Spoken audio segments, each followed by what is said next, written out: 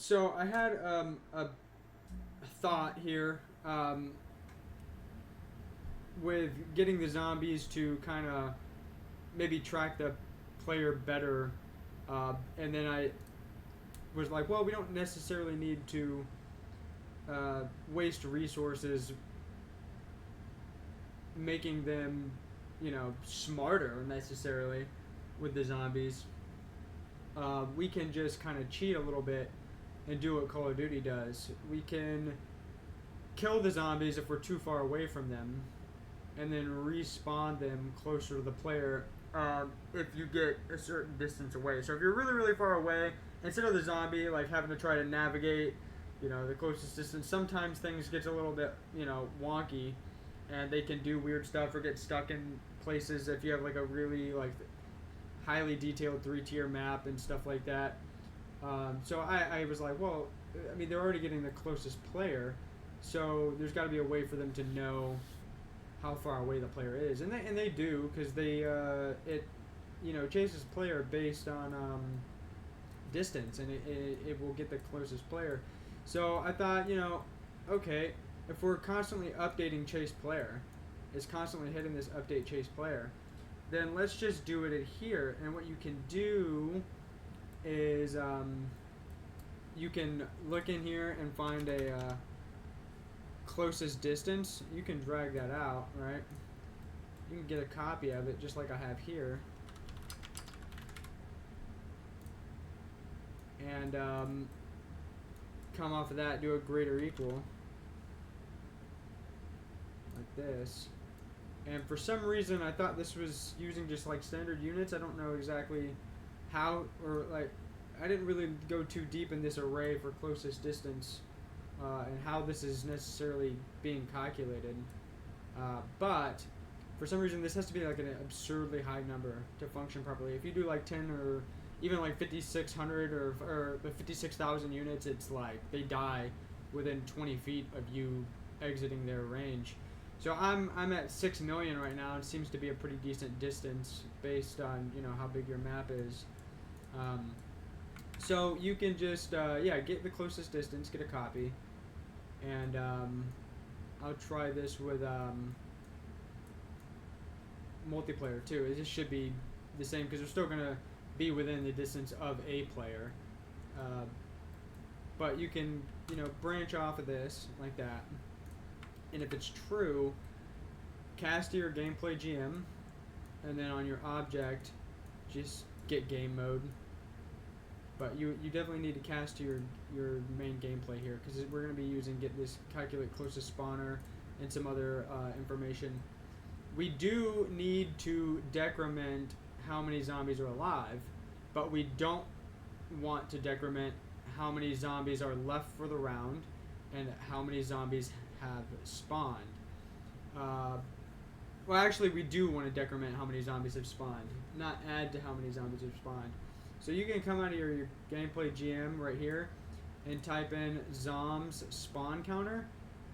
You can -1, right, when this is true. As soon as this happens, you're going to -1. So it thinks that, like, let's say 6 have spawned, you run away from all 6, that's how many have spawned goes to 0, right? And then zombies left counter, we actually want to add 1, because every time the zombie dies, we're decrementing under zombie taking damage to health. We're taking away, we're minusing zombies alive, and we're minusing zombies left for the round. But we want this to hold true. We want to make sure that it thinks that none are alive, right? So come back and we'll take a look here. So you want to add 1 each time this string is called to the zombies remaining for the round. So if you kill 1, it goes, oh, there's 5. Just kidding. Now there's still 6. So you're not going to get away with just running away from it. It kills them, and then the round's over. Then same thing, except for you're going to set. So you're going to come out of this and set zombies spawn counter and zombies left counter. Plug the +1 from the zombies left into the zombies left, and the -1 from the zombies spawn into the zombies spawn. this, the way you can get one of these kill zombie nodes, it's just a custom node. It doesn't have to be multicast because it's called on the client down here. You can just come over here, do a custom event, and I use this for other stuff too as well. You name this whatever you want. You can just call it kill, zombie like that. And you're gonna plug this kill zombie right into the cast to gameplay GM to decrement the zombie counter and do the power-ups and everything else. It's going to do the same thing. It's going to call client zombie dead, do simulate physics, net dormancy, everything. So this is and you're not going to spawn the soul and stuff too. So if you have like the soul component and all that other stuff, you don't want it to spawn that stuff. And then also you can just do a branch in between decrement zombie counter right here like that. You're going to go to the one thing we haven't done yet is you're going to make a variable and you're going to name it killed by distance like that. And it's going to be a boolean, and where we call that just like this, set it, when it comes through here it was killed by distance. That way when you're up here and the zombie dies, you go, was it killed by distance? True. We don't want it to spawn a power up for either the regular zombie or your hell wave creature or whatever you're doing. We're going to skip all of this, right? And we're going to go, yep, killed by distance, go straight back into stop movement immediately. That way none of this will happen right here. The only other place you need to run a killed by distance boolean is probably up here. So if the zombie dies unnaturally or something, I don't 100% understand what's going on here, because it's dead is false. I never messed with this, but anyway, you don't want whatever's going on here to count if you go based on distance. So if it was killed by distance, right, true, it's not going to decrement the zombie counter. If he wasn't killed by distance, whatever's going on here is going to pass through and work normally. So I would put that there just to make sure you're not running around and it's decrementing zombies and stuff that are dying unnaturally, because it might think it's an unnatural death or whatever. So just add that branch and boolean here, and that should be the only other place. I also have a max alive timer, so the zombies can only be alive per wave based on round for a certain amount of time. So no matter what, this zombie will die after the allotted time, and I set those on zombie speed based on round. So I also have zombies damage increase based on round, which actually 2 times 2, that's crazy. It should not be that high. It's 1.1, 1.2, what was I thinking? 1.25 and like 1.3 would be zombie damage increase. That's insanity. Okay, that makes sense why at wave 20 they're one-shotting. And I think that's really all you need to do, and I'll show you what it looks like here. After you do everything here, grab a delay of 0.1. This is just for testing to make sure everything. I'm going to probably get rid of this delay, but you want to immediately calculate the closest spawner. This is called from gameplay GM, so you can come out of this and do calculate, if I can spell, closest spawner, and just grab that, plug it in right here. And I haven't actually tested this without this. I don't know if this is 100% necessary. You could try it with or without this, but I was having issues where they weren't respawning, but that's also before I was decrement or fixed this issue. They were dying, they weren't respawning. So I was like, okay, get closest spawner. So I think you still want to run this anyway, because you are going to get the closest distance to the player. And I did change this from 56,000. I changed it to 5,000. So when it has to be a spawner like pretty close to you. That way you're not, it was doing something weird where you'd run and they'd spawn in like a general area, that it was like it didn't seem natural. They weren't spawning like really close to the player when you were running too far away from them. That's what I want them to do. I want them to act like they're constantly chasing you coming out of the ground. So we'll see what that looks like real quick. I'll get all of them to spawn, and then we'll run around and with the 6 million, and we'll see kind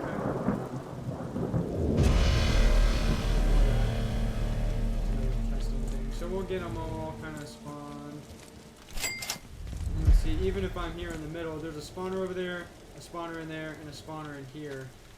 And we'll see kind of where they spawn at.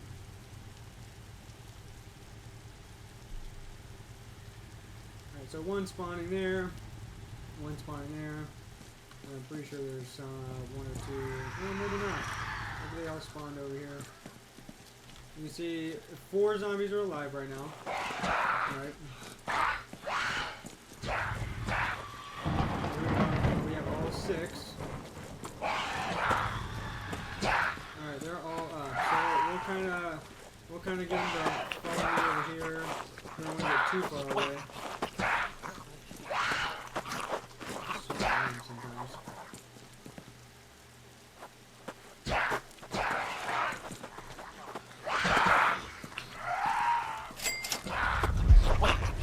So now we've got all 6. We'll see how far I have to run away. We'll go way. They might... Yeah, so zombies alive just went to 0. It killed them all. Right? Same over here. And now, see, they're spawning at this spawn point here. And there's one spawning right there. And then now they're here. So, and you can watch the tracker on the top right. Oh, killed 1, got too far away. Killed 2, got too far away. But zombies for the round and zombies alive, or zombies remaining, have... Now that 5 remaining is going to hold true, and they're going to continue to spawn and block and do whatever they want to do. It can be tapered. Maybe 6 million for distance is too short of a distance. We'll see kind of how far we have to go here. They're pretty slow. That's also part of the problem. Is we know they're back there. Yeah, so it just killed them right there. It just killed the 2 behind him. He's still up. But we come through here, they're already going to be spawning immediately by you. So, like I said, you can kind of taper. And this will be more aggressive as the rounds go up. So if you have them spawning faster than I do, like I have them on like a 3-second delay for spawn, which is why I'm calling this here, because I think, yeah, right here, zombie spawn speed is 1.1, really? Let me fact check that, find the references. I must be, yeah, I'm setting... Yeah, no, my zombie spawn speed is 3.5 seconds to 3 seconds, depending on what wave it is. It's either a hell wave or not. You know, you can mess with these numbers here, but that's also kind of why I'm calling. I don't want it to wait 3 seconds to spawn. I want them to spawn immediately the second they die. So I think that this is necessary. And Whippy could correct me if I'm wrong. It's kind of trial and error. Just kind of mess with it. I'll probably make this closer to something like 7.5 million. And see if that's better. Like I said, you can play with it. Let me know if that helps with you kind of like, oh shit, like zombies are getting stuck in places. If you get too far away, you can't find them. No, just kill them and spawn them next to the player. Make it really annoying and hard for the player to do his job when you're like round 20 and they're just spawning at your feet, you know? Or through whatever barrier or hole in the ground you want to come through. Kind of go wild with it. If you have a better idea, you can comment or make another video if I'm wrong or something. But yeah, that's pretty much it. Super simple, nothing crazy. That's where I'll call it. I hope you enjoyed the video, and I'll try to get some more cool kind of Easter egg stuff. I'm gonna do a tutorial on Easter eggs. I know that, here's the thing, I was gonna do a projectile tutorial with, and I'm still working on it. That video is 2 hours long. I'm trying to not make it 2 hours long, and that's why I haven't put out that video yet, because the projectiles and the shotguns and the going through objects and coming out the backside with less damage, it's just a lot of information. And yeah, that's why I haven't done it yet. I gotta strip so much out of that tutorial, but still make it informative at the same time. It needs to be like max 1 hour long, and I don't know if that's gonna be possible. So I'm gonna do an Easter egg tutorial so you can set up your own Easter eggs, and then you could just like have them spawn wherever and like do a whole bunch of crazy stuff. So look out for that. But for now, have a good one, guys. Bye.